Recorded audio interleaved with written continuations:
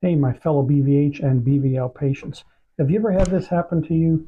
Let me play the video again.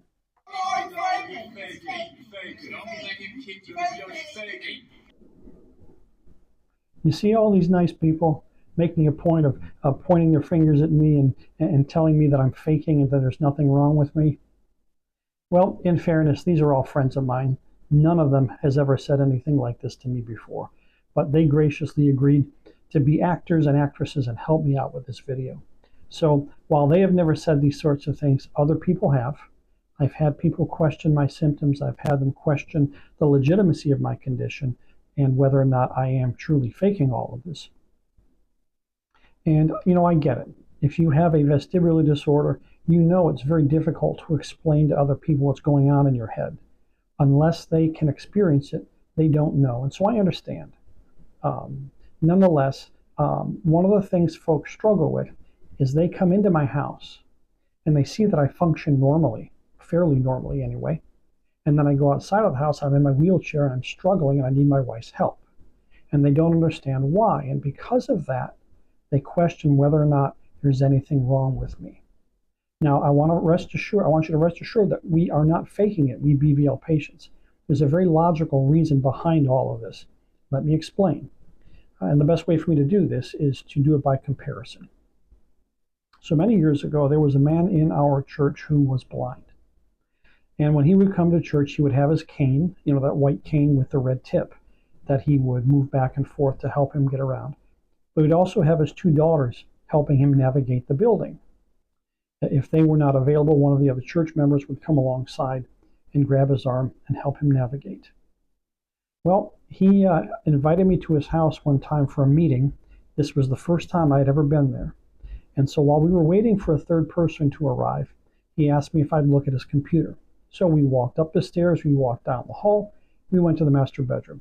I fixed the computer, we walked back downstairs, we sat down.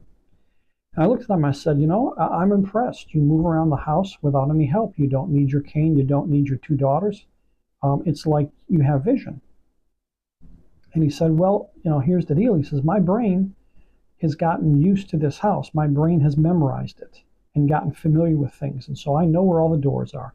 I know where the hallway is. I know where the staircase is. My brain is familiar with the house, and so I can get around just fine. And he could do his own laundry. He could prepare his own meals. He could shower on his own. His brain was used to the house. It was familiar with the layout, and he was fine on his own. Something similar occurs with us BVL and BVH patients. Outside of the home, my brain is working overtime to keep me upright because I've lost all function in both my vestibular nerves.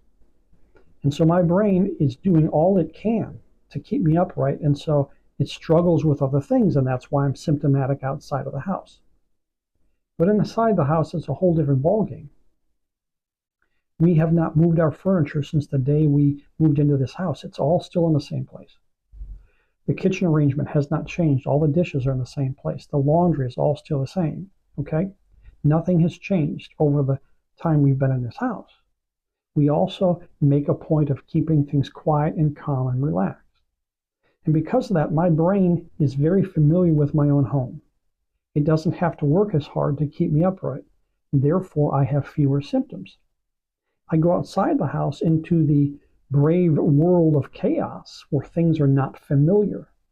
And again, my brain has to work overtime to keep me upright. And so that's the difference. That's why a BVL patient or BVH patient can seem normal at home, but go outside and everything falls apart. All right? We're not faking it. We're not pretending. It's very real what we go through. And the only difference is familiarity. The less familiar we are with a place, the more symptomatic we are. The more familiar we are, the less symptomatic we are. All right? There you have it. Now you know. Thanks for watching. If you appreciate this content, be sure to like our channel. Also be sure to share and to tell others about it. We would appreciate that. All right? Until next time, be good and take care of yourselves.